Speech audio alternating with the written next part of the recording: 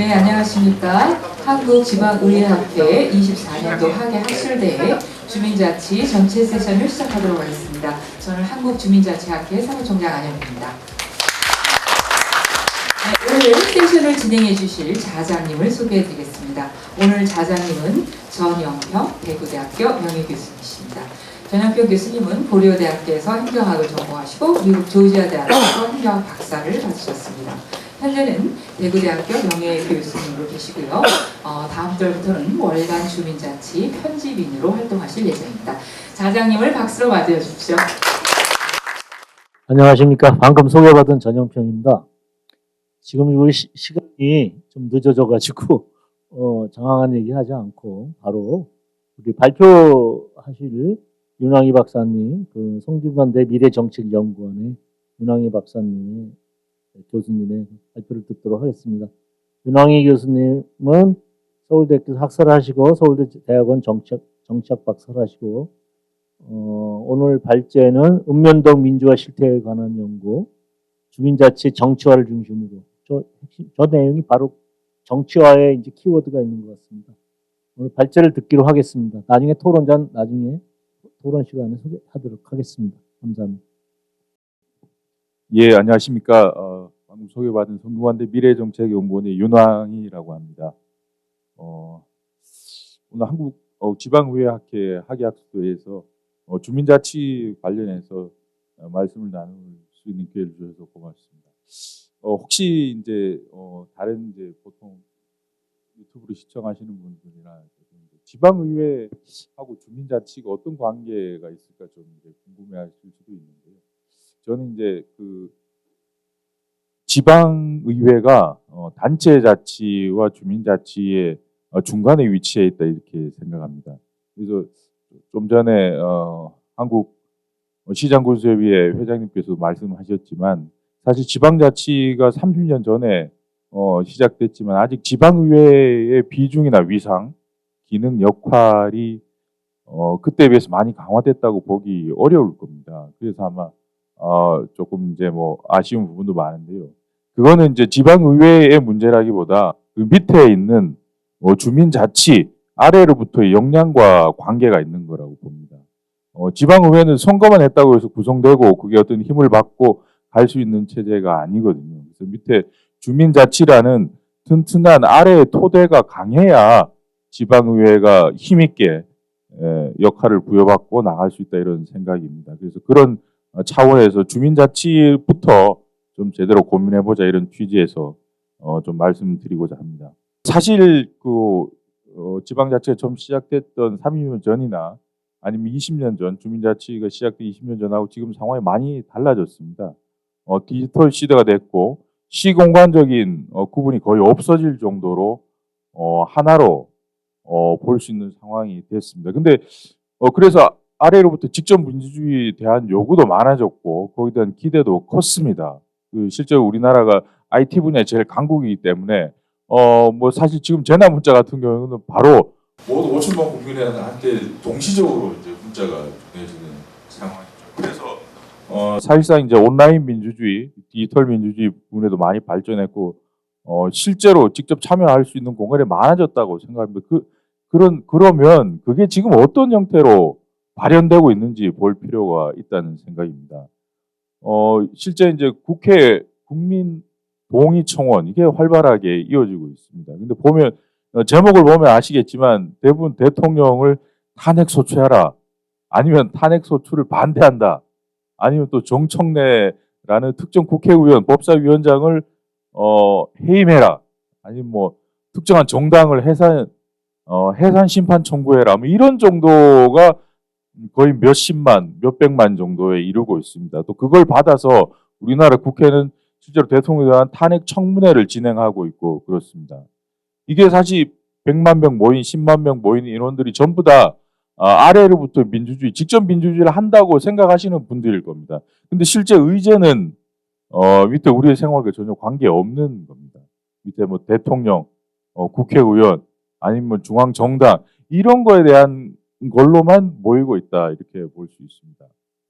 국민의 직접 참여에 통로는 열었고 거기에 대한 욕구는 많은데 실제로는 중앙 정치의 적도적 동원에 이용되고 있는 정도로 이게 왜곡되고 있는 게 지금 현실이다 이렇게 보고 있습니다. 그래서 이건 크게 원인은 이제 점점 중앙 정치에 대한 기대와 열망이 모였다가 한꺼번에 실망과 혐오 이게 반복되면서 정치가 양극화되고 있는 상황이라고 볼 수 있습니다. 더 근본적인 원인은 이런 중앙 정치의 공간만 열려 있고 아래에서부터의 주민자치의 공간, 아래부터의 정치의 공간은 전혀 열려져 있지 않은 구조적인 문제가 있다 이렇게 볼 수 있겠습니다. 그렇다면 우리가 주권과 자치의 공간적 범위를 어떻게 보고 그 작용에 대해서 좀 다시 돌아볼 필요가 있다. 자치권은 얘기하지만 그 자치권이 어떤 형태로 발현돼야 되는가 이런 문제를 좀 돌아볼 필요가 있다고 생각합니다. 그런 측면에서 읍면동의 민주화 수준은 아주 중요하다고 봅니다. 시군구 의회의 역량, 위상, 역할도 결국 읍면동에서부터 민주화가 얼마나 되어 있느냐에 따라서 그 지방의회가 역할을 할 수 있느냐 없느냐에 달려 있다고 보기 때문입니다. 그런데 문제는 주민자치라는 말이 우리 사회의 의제가 된 지가 20년이 사실 넘었습니다. 전상직 회장님 말씀하셨지만 그런데 실제로 우리 주민들 자치 역량이 강화되느냐 그렇게 보기에는 상당히 매우 부정적이라는 생각입니다. 그 자치 역량이 오히려 아까 봤지만 대통령을 탄핵하라, 정청래를 해임하라 뭐 이런 정도로 몰리고 있는 수준입니다. 그거는 사실상 주민자치하고는 아무 관계 없는 문제죠. 그거를 국민들의 직접 민주주의라고 보기도 어려운 의제인 겁니다. 다만 정치적 효능감만 충족하고 있는 거죠. 내가 대통령을 끌어내렸다. 내가 뭐 특정 국회의원에 대해서 뭐 이렇게 비판할 수 있다. 이 정도에 지고 있는 겁니다. 그래서 지금과는 다르게 좀 전환이 필요하다 이런 생각입니다. 먼저 이제 기본적인 사항이지만 법 제도적 환경을 보겠습니다. 헌법상으로 보면 국민의 지위는 명확합니다. 모든 국민 주권은 국민에게 있다는 거죠. 그러니까 국민 주권론이 부정될 수 없습니다. 물론 지방자치도 헌법에 보장되어 있습니다. 제도적으로 보장돼 헌법에 명확하게 이게 기술이 되어 있습니다. 다만 그 지방자치가 단체자치에 치우친 면이 있습니다. 그래서 단지 법 제도적 환경으로만 보자면 주민자치가 두텁게 보장되어 있다고 보기는 어렵습니다. 그러니까 특히 국가와 국민의 관계는 헌법상에 나와 있지만 지방자치단체와 주민의 관계는 사실 명확하게 규정되어 있지 않다고 볼 수 있겠습니다. 법 제도적으로 봤을 때는 단지 이제 구성원이라는 거죠. 지방자치단체 구성원일 뿐이고 때가 되면 선거권을 행사한다. 그리고 어떤 행정단체가 행정행위를 하면 그 행위의 혜택을 입는 객체이다. 이 정도로 볼 수 있겠습니다. 그러니까 이게 하부 행정기관으로 내려갈수록 이게 더 심합니다. 지방자치법으로 보면 하부 행정기관, 읍면동 같은 하부 행정기관을 보면 또 그 장을 어떻게 임명하느냐, 그 장의 직무 권한은 어디냐 이것만 밝히고 있을 뿐입니다. 그러니까 사실 여기 주민은 없는 거죠. 그 행정기관과 주민과의 그러니까 행정기관과 주민의 관계는 나열되어 있지 않고 행정기관 위주의 이렇게 기술되어 있을 뿐입니다. 이게 결국 주민자치가 실제로 실행할 수 있는 근거가 약해지는 겁니다. 장애 요인으로 볼 수 있겠습니다. 단체자치와 주민자치가 대등한 형태가 되지 못한다는 거죠. 그러니까 지방자치의 본질적인 요소가 주민자치인데 그런 인식이 자리 잡히기 힘들다 이렇게 보면 되겠습니다. 그러면 법제도적 환경이 이렇게 미비하니까 그대로 있으면 되나? 그런 건 아닙니다. 그래서 주민자치회가 지금 이제 만들어져 있는 거죠. 주민자치회가 단체자치에 치우친 걸 좀 주민자치 쪽으로 조금이라도 이제 무게중심을 옮겨보자 이런 위해서 만들어졌다고 볼 수 있겠습니다.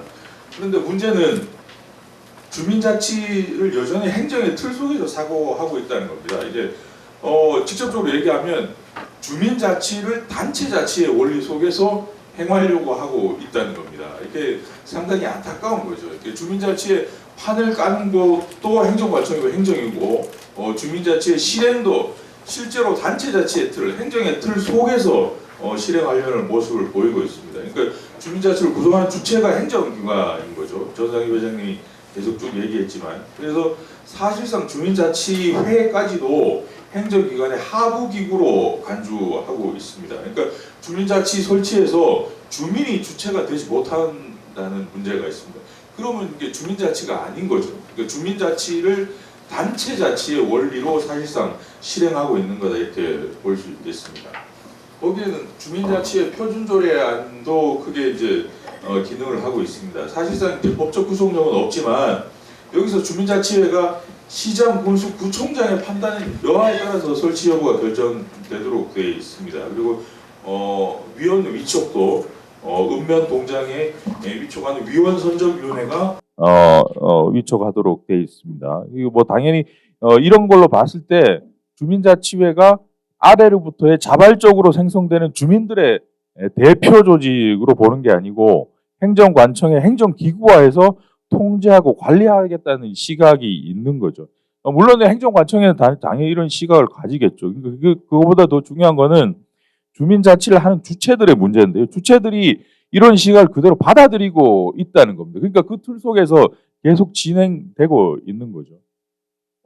더 이제 직접적으로는 이제 22대 국회에서 주민자치와 관련된 법률이 발의된 게 있습니다. 이거 아마 앞에서 다른 학회에서 세션에서 많이 다뤘을 텐데요. 박정우 의원이 발의한 법안이 있습니다. 그 법안을 구체적으로 들여다보면 주민자치 설치와 기능 및 구성, 규약, 위원 선정, 위원 교육, 임원의 권한, 사무국 운영, 뭐 주민총회 안건, 자치계획 수립. 그러니까 그 법안에 보면 세부적인 사항들을 다 나열하고 있습니다. 그러니까 주민자치회에 대한 내용적인 규율을 아주 세부적으로 하고 있다는 거죠. 이게 그러니까 사실 이런 입법이 이루어진다면 주민자치회가 밑에서부터의 자발적인 기구가 아니고 수직적 행정체계 속에 편입되는 주민자치가 될 가능성이 커진다는 거죠. 그러니까 사실 뭐 중앙정부나 지방자치단체가 주민자치회에 대해서 무시하거나 아예 그걸 외면하면 그것도 문제지만 저는 이제 더 큰 문제는 그런 주민 대표 조직이나 마을 공동체를 인위적으로 설립하거나 만들어내려고 하는 것 또한 그것보다 더 위험한 발상일 수 있다는 겁니다.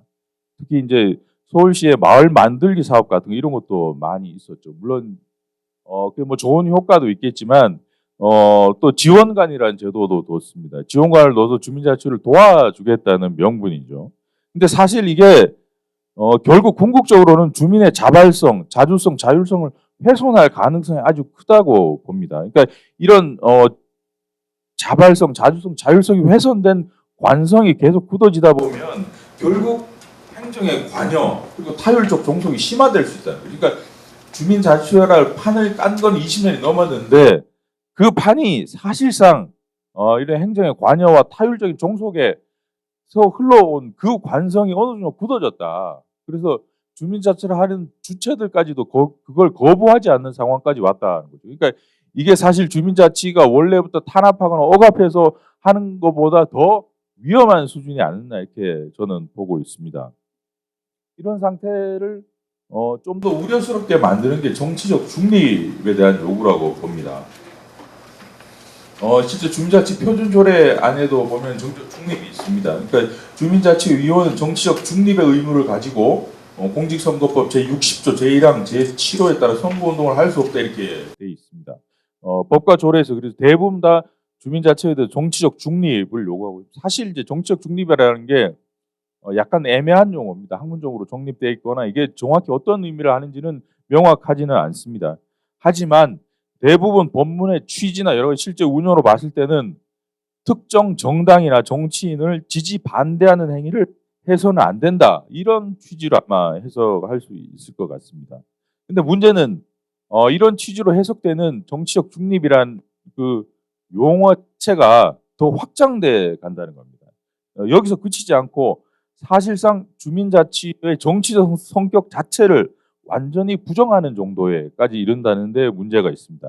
정치적 중립, 즉 말해서 특정 정당이나 정치인을 지지하거나 반대하는 행위를 하지 말아라. 뭐 이 정도까지는 충분히 용인할 수 있는데 그걸 이제 넘어선 경우가 있다는 얘기입니다. 정확히 구분할 필요가 있습니다. 특정 정당이나 정치인을 지지 반대하지 않는 일과 정치 활동을 완전히 금지하는 것, 이거는 전혀 다른 차원의 일이라고 생각합니다. 근데 지금 우리나라 법 제도적 환경이나 실제 주민자치의 운영에서는 두 가지를 서로 혼동하고 있는 상태입니다. 그래서 주민자치가 왜곡되어 있다 이렇게 보고 있습니다. 주민자치는 본질적으로 정치적일 수밖에 없습니다. 정치적 구성물인 거죠. 주민들이 스스로 다스리는 행위인 거죠.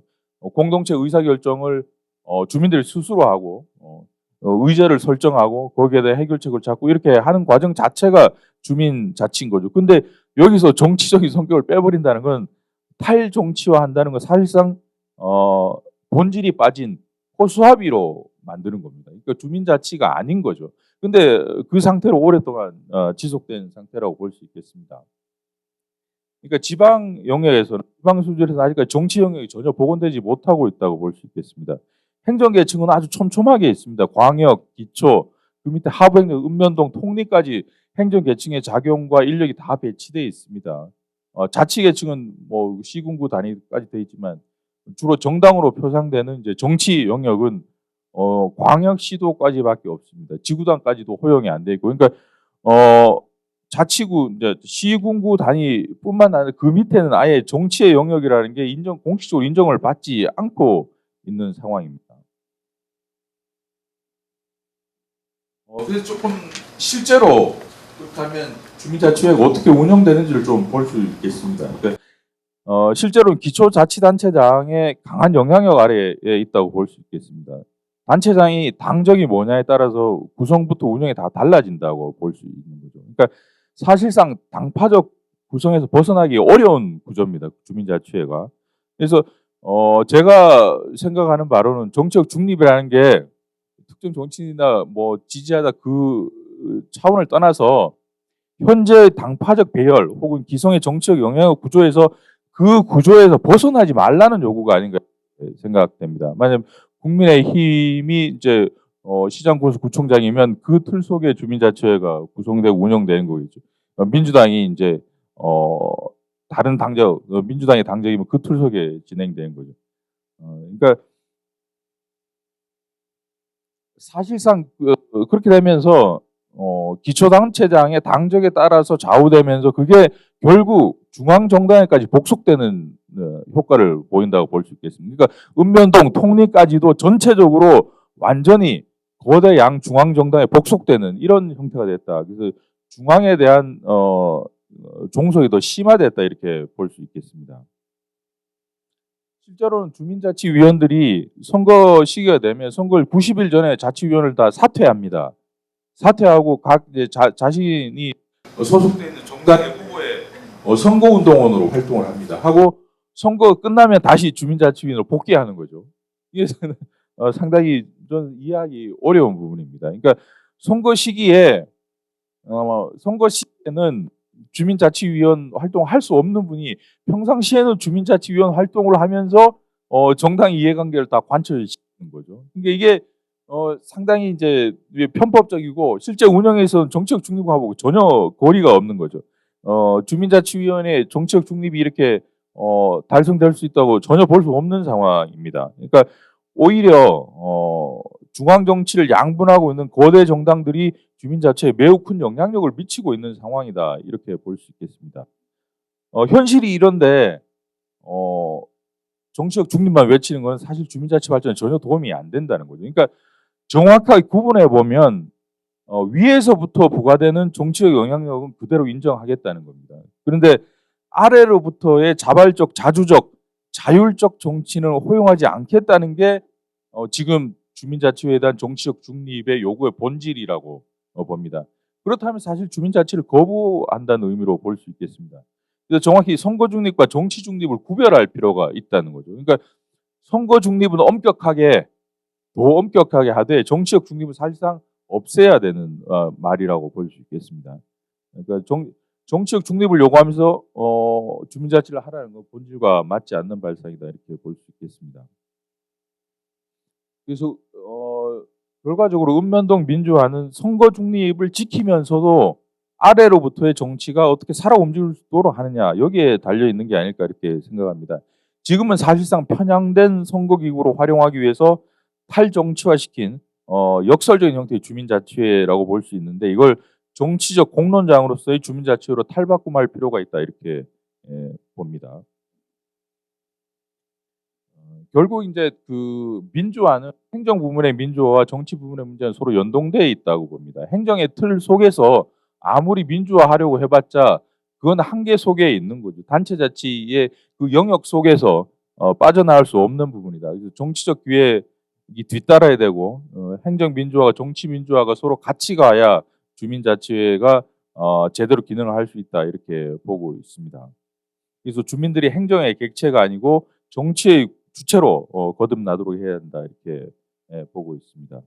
근데 아직까지도 이제 주민자치 활동가들조차도 정치를 사실상 거부하면서 지방 행정 울타리에 안주하는 모습을 보입니다. 주민자치가 좀 더 정치적인 성격을 띄어내지 않느냐고 하면 그건 주민자치를 망치는 일이다 이렇게 얘기를 하고 있죠. 제가 보기에 그런 인식이 오히려 주민자치를 망치고 있는 게 아닌가 지금까지 20년 동안 그렇게 생각합니다. 이게 정치의 공간을 스스로 외면했기 때문에 읍면동 민주화가 아직도 전혀 진척이 없다 이렇게 볼 수 있겠습니다. 그래서 주민들을 결국 정치적 삶으로 복귀시킬 필요가 있다는 겁니다. 그래서 주민자치회가 최소한 정치화하고 공론장으로서 기능을 할 수 있어야 된다고 생각합니다. 지금은 주민자치회는 선거법상 후보자를 토론회도 주최할 수 없습니다. 그러니까 자기들이 사는 공동체 나서 대표자들로 선출됐다고 한 사람들이 출마했는데 그 사람들을 초청해서 토론회하고 그 사람의 정책 비전을 들을 수도 없도록 돼 있죠. 그게 정치적 중립이라고 하고 있습니다. 그리고 지금 대부분 이제 국민들은 응급실 뺑뺑이를 하다가 사망하는 경우까지 있습니다. 그럼 의대 정원 문제를 어떻게 해야 될 거냐? 뭐 이런 문제를 만약 다루자고 주민자치회에서 논의를 하고 토론을 하자고 그러면 아마 이 정치적 중립 위반이라고 해서 아마 엄청나게 문제가 될 겁니다. 그러니까 그러면 주민자치회가 할 기능이 없는 거죠. 그러니까 사실상 최소한 공론의 장이라도 열 수 있어야 주민자치회가 제대로 기능할 수 뭔가 주민들이 그래도 우리가 뭔가 참여할 수 있는 공간이다 이렇게 생각하지 않을까 이렇게 봅니다. 제일 중요한 거는 시민들의 정치적 역량을 키우는 일이죠. 그 키우는 일과 주민자치회의 기능이 연계돼야 된다 이렇게 볼 수 있겠습니다. 주민자치가 대의민주주의를 다만 보충하는 정도의 기능에 머무는 건 아니라고 봅니다. 서로 이제 주민자치와 대의민주주의가 같이 결합해서 민주주의를 단단하게 강화할 수 있는 기제다 이렇게 보는 거죠.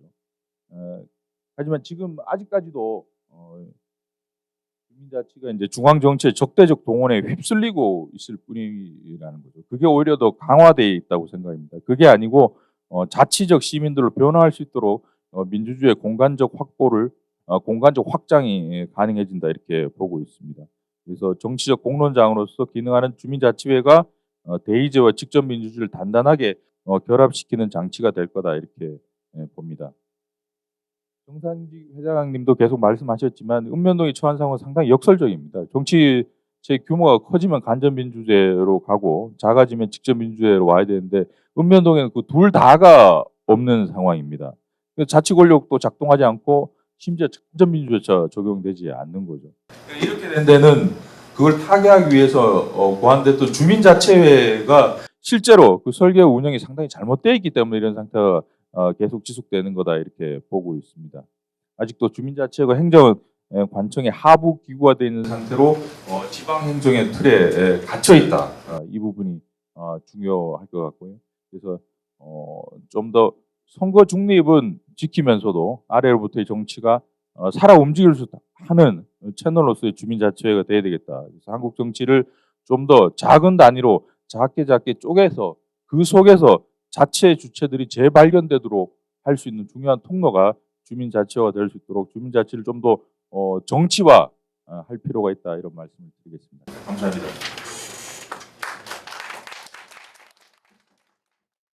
지금 2시 40분부터 바로 여기서 또 이 홀에서 또 발표가 또 있어요. 그래서 윤왕희 박사님한테 제가 좀 빨리 해달라고 하는데 정말 정확하게 잘 해줘서 역시 그 스마트하신 윤왕희 박사님이라고 생각합니다. 감사해요. 여기는 주민자치회 우리 세미나가 좀 달라요. 거기 3시간, 4시간씩 하지만 여기는 학회는 1시간 정도니까 양해해 주시고. 그러면 이제 저도 말을 많이 줄이고 빨리빨리 이제 그 토론자를 소개하도록 하겠습니다. 먼저 건국대학교 정치외교학과 김은경 교수님. 저도 초면인데 같이 인사하시고. 예. 건국대에서 정치학 박사를 하시고 건국대 현재 정치외교학과 교수로 계십니다.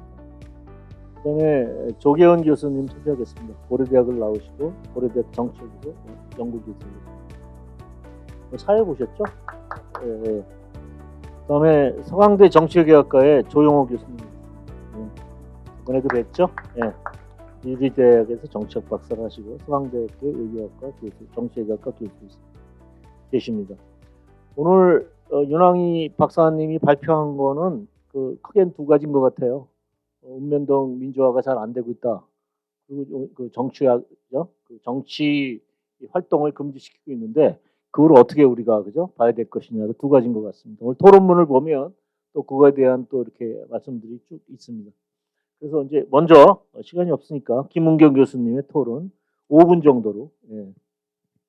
네, 안녕하십니까. 건국대학교 정치외교학과의 김은경입니다.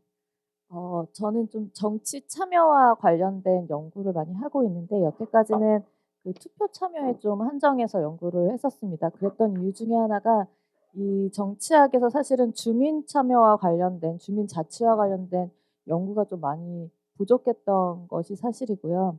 또 거의 대부분의 이러한 연구들이 좀 행정학 영역에서 많이 좀 진행돼 온 것 같습니다.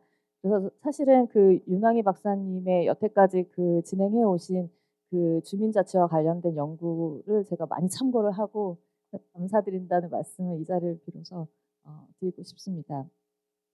이 발표에서 말씀하신 것과 같이 사실 그 주민자치회 정치 중립에 대한 강한 요구가 있었던 것에 대한 것을 좀 새로 다시 한번 생각하게 된 계기가 됐고 그 말씀하셨던 것처럼 이 주민자치회 자체가 사실은 정치적인 어떤 구성체인데 그것이 우리가 그 정치 중립이라는 것이 사실은 선거 중립과 정말 이렇게 좀 별개로 생각해야 되는 것이 아닌가라는 말씀에 정말 강한 동의를 드립니다.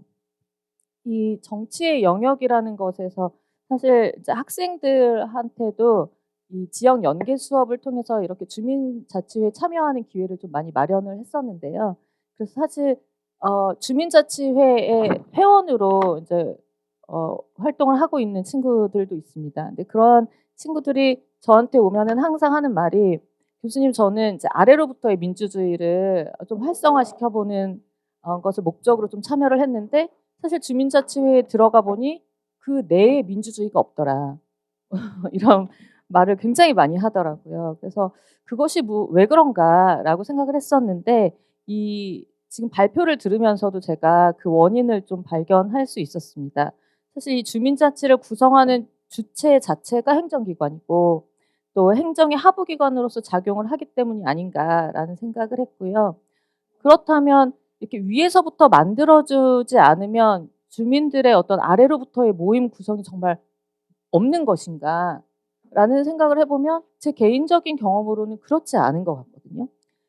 저희 그냥 뭐 주거 지역에서 아주 작은 상대적으로 이야기하자면 일정 부분 좀 사적인 측면에서 좀 근린 생활 영역에서의 어떤 문제를 제기하고 대안을 모색하고 또 그런 자치 모임들이 의사결정 과정에 참여하기까지도 하는 그런 모임들이 분명히 존재를 하고 있습니다. 그래서 그런 이제 자발적인 어떤 주민 자치, 즉 주민들의 모임들이 이제는 그렇게 사적인 영역, 어떤 민원을 제기하는 영역에서 좀 벗어나서 공적인 영역으로 나아갈 수 있다면 우리가 이 주민 참여, 주민 자치의 어떤 본래 취지를 좀 달성하게 될 수 있지 않을까라는 생각을 했고 또 그렇다면 왜 이게 그렇게까지 나아가지 못하는가는 사실 제가 아까 그 전상직 회장님이 기조연설의 PPT를 보면서 좀 알게 된 부분도 있습니다. 그 PPT 중에는 시도 주민자치, 그다음에 읍면동 그리고 이제 주민들이 이렇게 연결되어 있을 때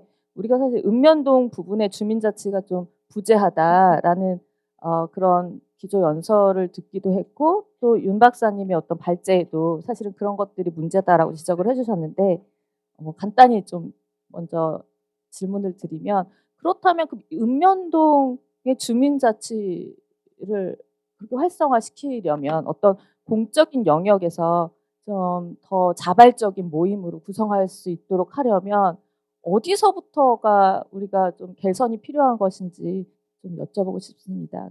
시간적인 제한이 있어서 여기까지 하겠습니다. 제가 너무 또 제안을 한 것 같은데. 아니, 토론문을 보면 또 재밌게 잘 쓰셨더라고요. 근데 그 보면은 그 정책 중립 이거가 보면은 그 조항에 보면 이제 17조에 의무를 가지며 공직선거법상의 선거운동 할 수 없다.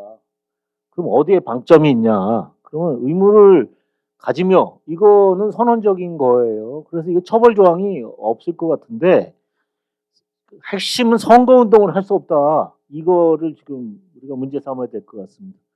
그다음에 이제 그 조계원 선생님께서 또 윤왕희 박사님의 의제에 맞춰서 좀 토론을 해주시죠. 네, 고려정치연구소의 조계원입니다. 윤항희 박사님의 전체적인 주장에 대해서 주민자치회를 민주적인 정치적 공론장으로 변화시킬 수 있는 정치적 기획이 필요하다는 주장에 대해서는 전적으로 공감합니다. 근데 이제 다음으로 고민해야 할 거는 그런 기획이 어떻게 될 수 있느냐, 구체적으로 지금 잡히는 게 없다, 뭐 이런 비판들, 또 학자들에게 많이 가해지는 그 규범적인 이상은 알겠는데 현실하고는 다른데 어떻게 할 거냐 이런 질문들에게 이제 봉착할 수밖에 없고, 그래서 이제 그런 지점에서 제가 고민했던 지점들을 조금 말씀드리면서 드려보려고 합니다. 그래서 저는 몇 년 전에 그 도시재생 사업이라는 걸 조금 연구를 한 적이 있습니다. 성남시 태평동을 사례로 해서 연구를 했는데요. 도시재생 사업도 기존의 전면 철거 후에 재개발이라는 어떤 성장 일변도 중심의 도시개발 사업의 한계와 부작용에 대해서 어떤 문제의식에서 출발했고, 그래서 계획 수립부터 시행, 이후 운영, 유지 이르기까지 사업 전반에 걸쳐서 주민의 참여를 굉장히 중요한 요소로 강조하고 있습니다.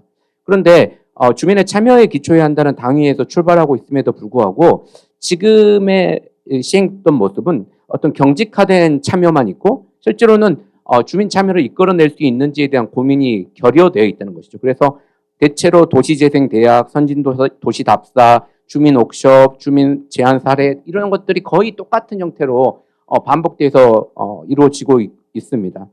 그래서 이런 연구를 하다 보면 이제 인터뷰를 하다 보면 주민들이 시간적, 경제적 여유, 전문 지식의 한계 등을 이유로 계획 수립 단계로부터 이렇게 제약을 느끼게 된다고 말하고, 심지어는 왜 우리한테 참여하라고 하냐, 당신들이 돈 받고 전문가들인데 당신들이 하지 왜 우리 보고 하라고 하냐, 이런 질문, 이런 인터뷰도 있기도 했습니다. 그러니까 제가 이제 전 정치 이론을 연구하는 이론 연구자로서 민주주의 이론에서 강조하는 이제 참여 민주주의 이론의 최근의 동향에서는 단순히 참여가 아니고 참여할 수 있는 역량, 그래서 참여할 수 역량을 늘리는 인파워먼트를 어떻게 할 것이냐 쪽으로 대부분의 다 이론들이 발전해 왔고, 그래서 지금의 이제 우리가 읍면동이나 이런 부분들을 민주화하려고 한다 그러면 그 인파워먼트를 어떻게 할 것이냐라는 고민에 직면하게 되는데, 문제는 전국에 있는 읍면동의 상당수는 인구 소멸 위기로 인해서 그러한 역량 자체가 굉장히 민주적 자본이 빈약하다는 것입니다. 그래서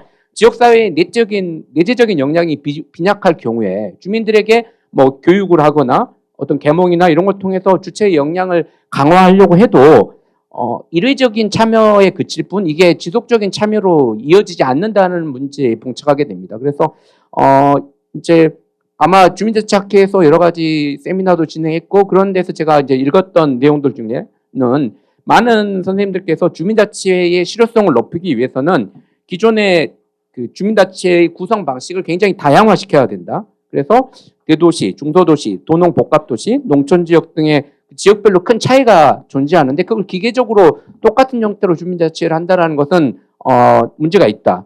근데 저는 좀 더 나아가서 읍면동이라는 행정적 구분을 기준으로 한 주민자치회 자체도 조금 아예 과감하게 틀을 깨야 되는 게 아닌가. 즉 모든 건 이제 주민이라는 게 해당 지역에 거주하는 사람을 주민으로 하거든요. 그런데 이제 그렇다면 그 지역의 주민등록지를 두고 있는 사람을 주민으로 구성하는 개념 자체가 저는 좀 이 시대 변화 속에서 자꾸 이제 옮겨가고 이주해가는 이런 속도 속에서 좀 맞지 않은 형태의 요건을 갖고 있지 않느냐. 그래서 이런 주민자치의 어떤 근본부터 조금 더 다시 시작해보고 다른 형태로 주민자치를 다양한 형태로 구성할 수 있는 어떤 시도들을 조금 모색할 필요가 있다. 이런 생각을 가지고 있고요.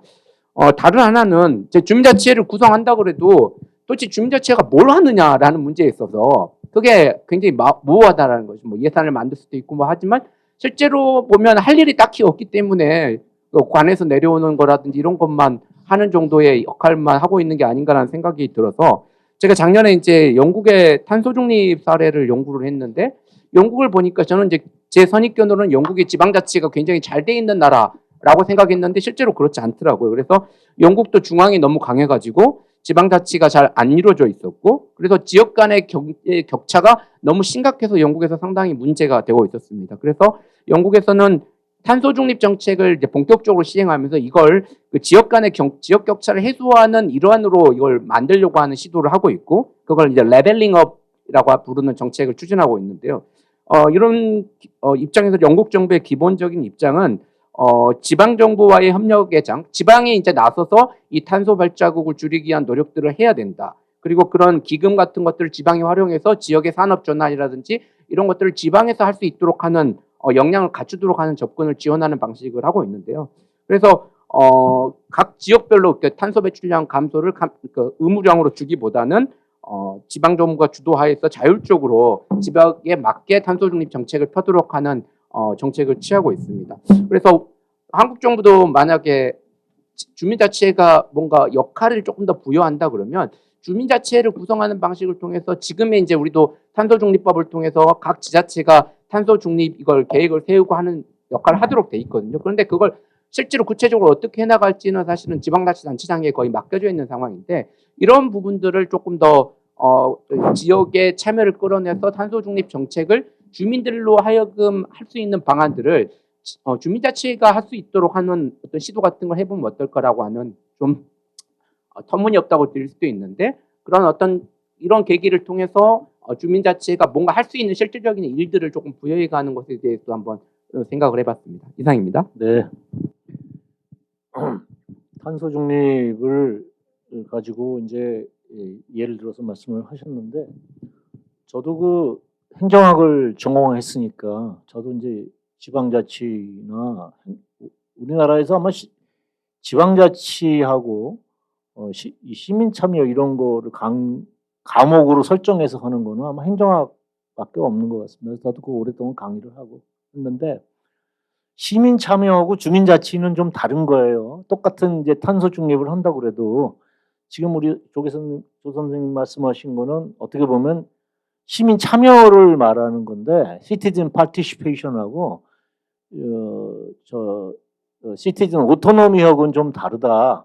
시민 참여는 시티즌 시민 행동 있잖아요. 행동. 뭐 아까 지금 말씀하신 뭐 프로테스트도 하고 뭐 이런 것도 있는 거고 또 시티즌 인볼브먼트라고 그래가지고 개입을 하는 거예요. 시민들이 가서 이제 위원회를 한다든가 이런 것들을 통해서 하는 그런 거를 포함하는 개념이라면 주민자치는 아까 그 회장님께서도 말씀하셨듯이 일단 주민총회, 거주지를 중심으로 한 주민총회가 레짐이 좀 주민들로 풀뿌리 민주주의 레짐이 총회로서 구성되고 거기서 주민들이 이제 자기들의 마을의 사안, 사업 이런 거를 만들어내는 겁니다.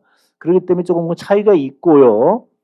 그 다음에 이제 그 탄소 중립을 얘기하시니까 이제 의제가 많이 없다는데 실제로 가보면 우리나라는 지금 말씀하신 대로 뭐 주민자치가 없는 거나 마찬가지니까 정부가 주는 거 하는 거 맞아요.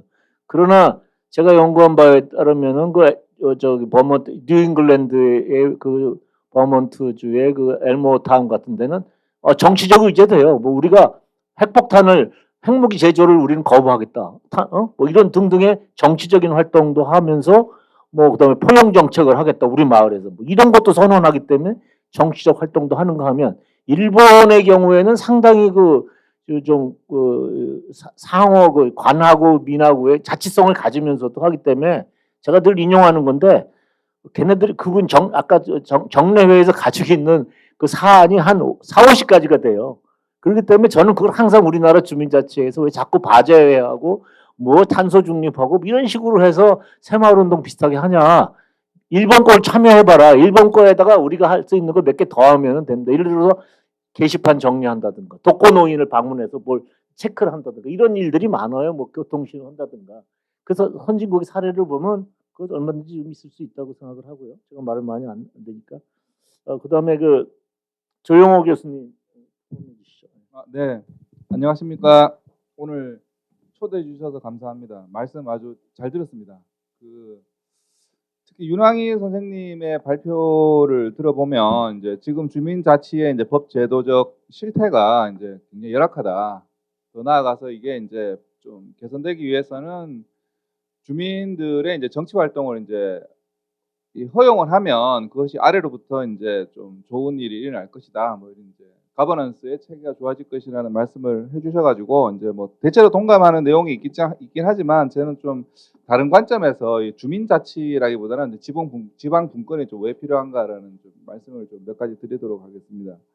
이게 지금 사실 이제 한국의 대통령 이렇게 국가 어떤 정부 구조 차원에서 이제 보면 한국의 대통령이 굉장히 힘이 강하다고 알려져 있는데 사실 한국의 대통령은 자기가 한 일뿐만 아니라 하지 않는 일에 대해서도 사실 많은 비판을 받고 이제 부담을 안게 돼 있어요.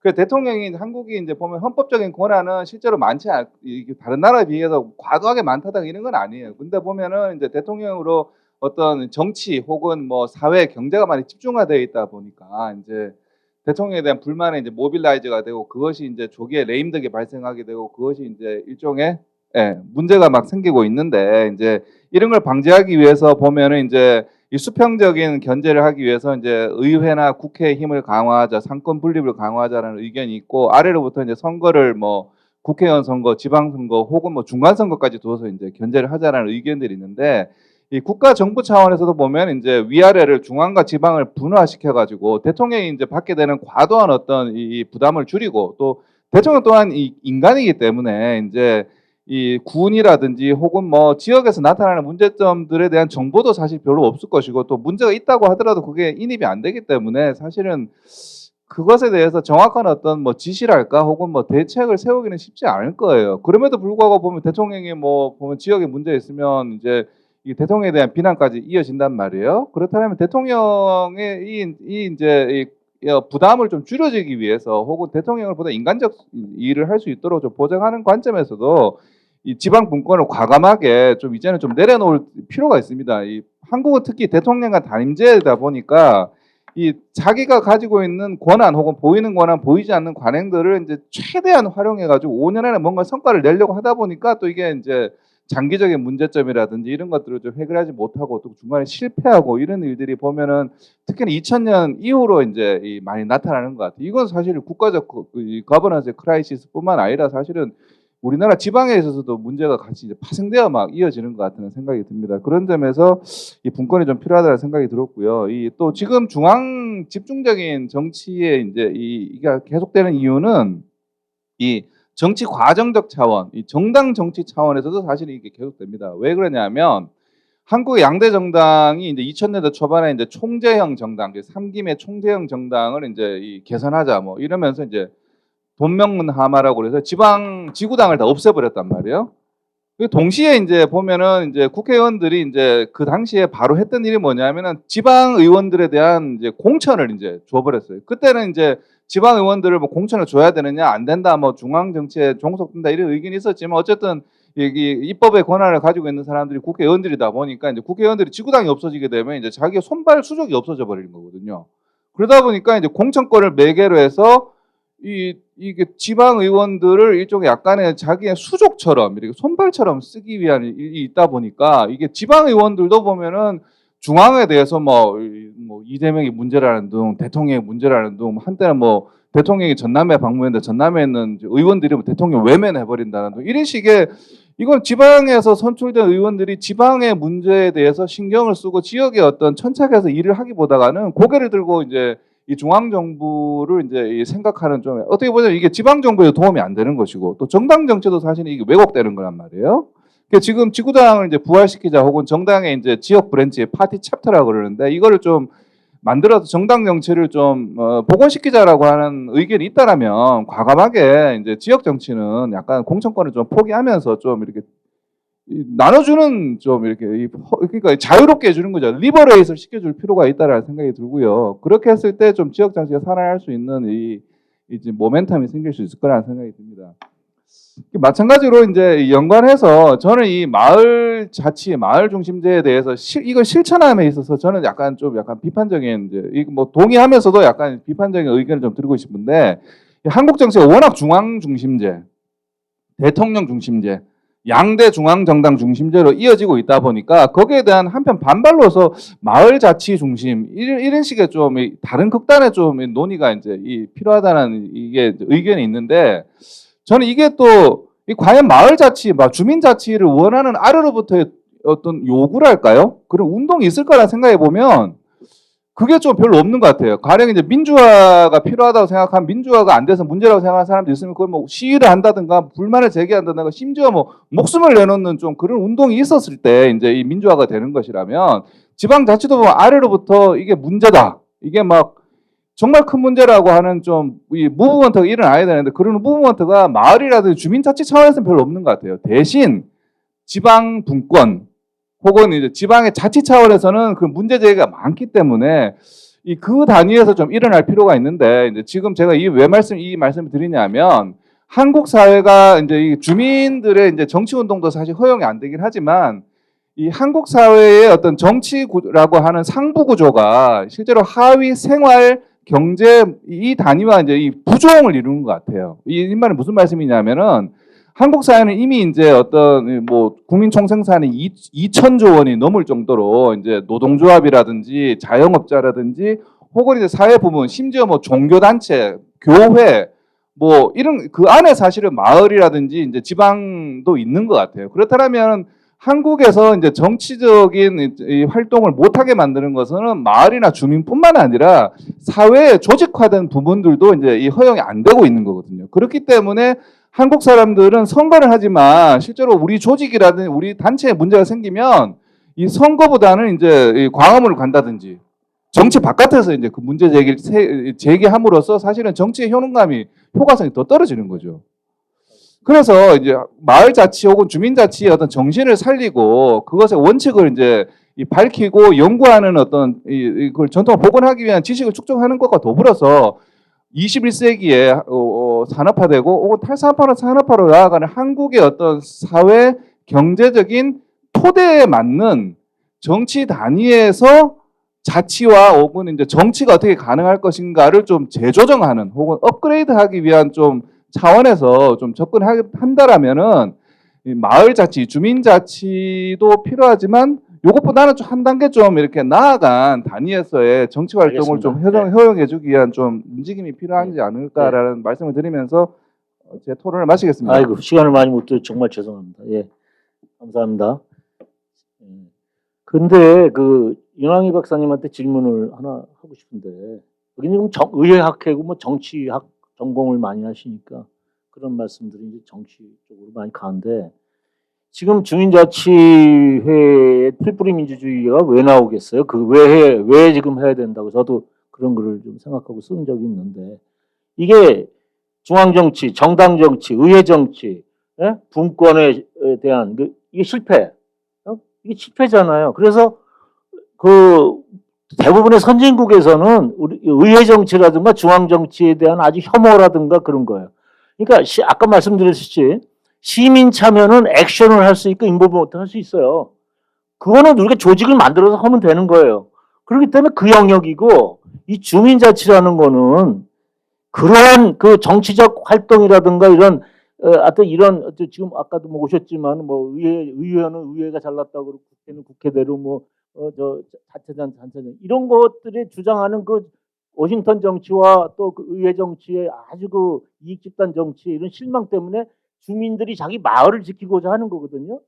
그런데 거기다가 적으로 그 있잖아요. 또 활동을 하라 그러면 그거는 어떤 정치를 하라는 건지 어떤 식으로 정치를 하라는 건지 그 선거운동도 하게 해줘야 되고 그다음에 지지 반대하는 행위 그래서 정치적 성격 자체가 완전히 부정한다는데 그게 부정이 되는 건지 그거에 대한 그 설명을 좀 해줬으면 좋겠습니다. 전반적으로 답변을 하세요. 예, 여러 좋은 말씀 주셔서 네, 감사합니다.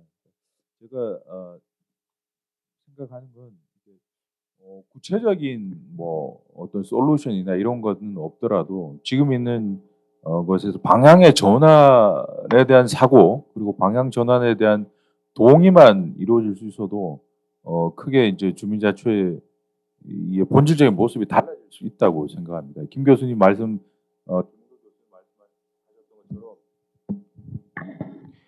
사실 뭐 자발적 모임이나 아니면 조계원 교수님 말씀하셨듯이 탄소 중립에 대한 모임 이런 것들이 사실 여러 가지 의제가 있는 거죠. 근데 지금은 주민자치회가 그러한 의제를 담는다는 생각을 사실 전혀 안 할 겁니다. 그리고 여러 가지 또 다른 이제 지역의 자발적인 모임, 뭐 탄소 중립이 됐든 어떤 모임, 그러니까 의제에 대한 선택권, 의제 세팅을 할 수 있는 역량, 그런 뭐 주체적인 힘이 전혀 없을 겁니다. 그러니까 그러면 그거를 주민자치라고 말할 수가 없다는 얘기입니다. 뭐 탄소 중립을 할 수도 있고 아니면 딴 거 좋을 수도 있고. 그러니까 제가 생각하는 건 탄소 중립, 기후 변화가 우리가 국가가 가야 될 방향이니까 이걸 아래층에서 밑에서 먼저 논의해 보라 이런 정도의 주민자치가 아니고 기후 변화도 중요하지만 우리 공동체에서는 이런 부분이 중요하다. 그걸 우리끼리 주체적으로 논의해서 뭔가 할 수 있는 장을 만들겠다는 걸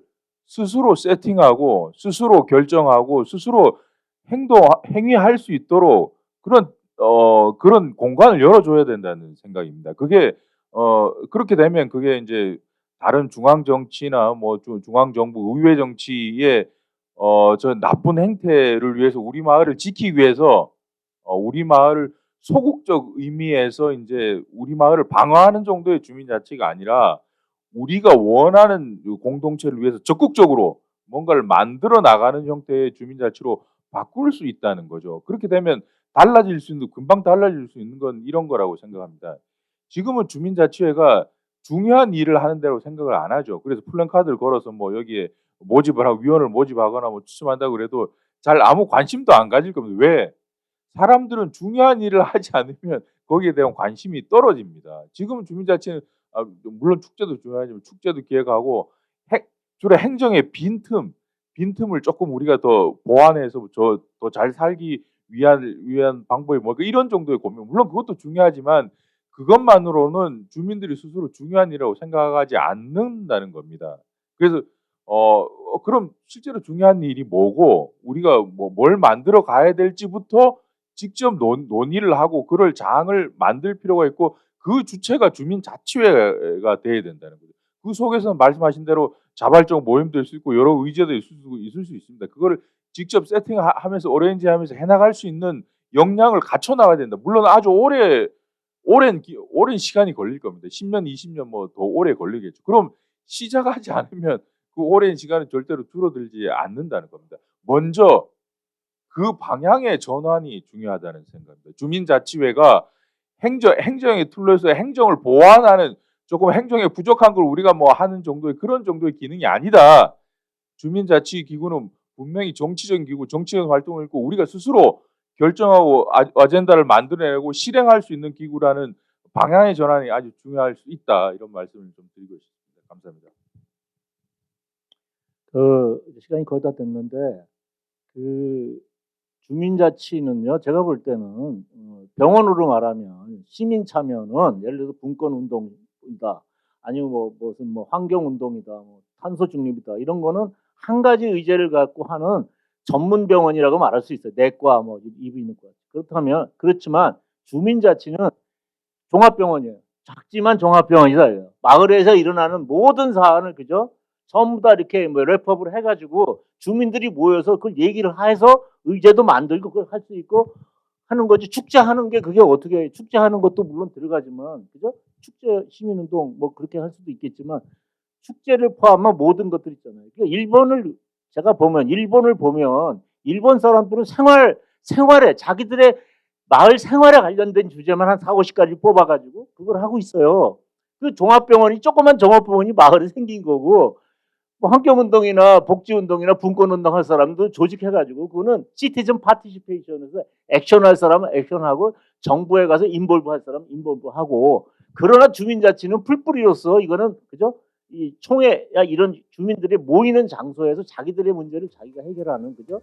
그런 식으로 나가는 과정 속에서 거기서 정치가 어떻게 끼어들고 어떤 역할을 할 것인가 그런 걸 좀 고민을 했으면 좋겠습니다. 이거로서 오늘